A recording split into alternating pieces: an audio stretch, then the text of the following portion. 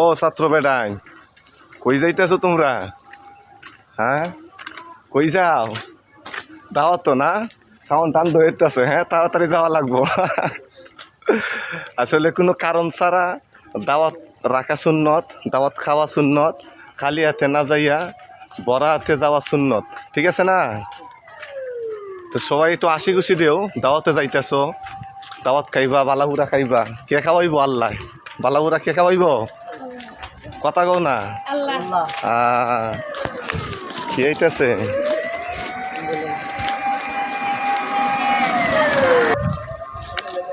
কথাটা হইতেছে, আমার একজন প্রিয় মানুষ খুবই ভালোবাসে আমাদেরকে, আলিমুল আমাদেরকে। তো ভাই দাওয়াত করছে আমাকে এবং কতিপয় ছাত্রদেরকে। তো এই যে ছাত্রদেরকে নিয়ে যাইতেছি, সাথে আমি আছি।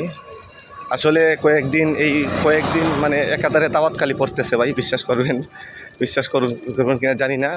এই কয়েকদিন মানে 3-4 দিন ধরে মনে করেন একাধারে শুধু দাওয়াত খাইতেছি। আলহামদুলিল্লাহ, এটা ভালো। এটা মানুষ হুজুরদেরকে ভালোবাসে, আলিমুল আমাদেরকে ভালোবাসে। সেই ভালোবাসা থেকে কিন্তু এই দাওয়াত প্রদান করে। আর হাদিসের মধ্যেও কিন্তু বলা হয়েছে যে দাওয়াত রাখা, খাওয়া ওগুলো সুন্নত, বিশেষ কোনো কারণ ছাড়া। আমাদের রসুল সাল্লাল্লাহু আলাইহি ওয়াসাল্লামও কিন্তু দাওয়াত রাখছেন কোনো কারণ, যদি বিশেষ কারণ ছাড়া নবীজি দাওয়াত কখনো ফিরিয়ে দেন নাই, দাওয়াত রক্ষা করছেন। কথা বুঝতে পারছেন? তো আপনারাও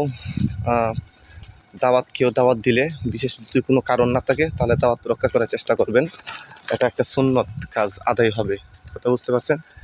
তো সবাই ভালো থাকবেন। ভিডিওটি কেমন হয়েছে অবশ্যই জানাবেন। আর আপনারাও চাইলে আমাদেরকে দাওয়াত করতে পারেন। আমরা ইনশাল্লাহ নির্দ্বিধায় চলে যাব আপনার বাসায়। কেমন, কি বলো ছাত্ররা? ঠিক আছে, সবাই ভালো থাকবেন। আসসালামু আলাইকুম।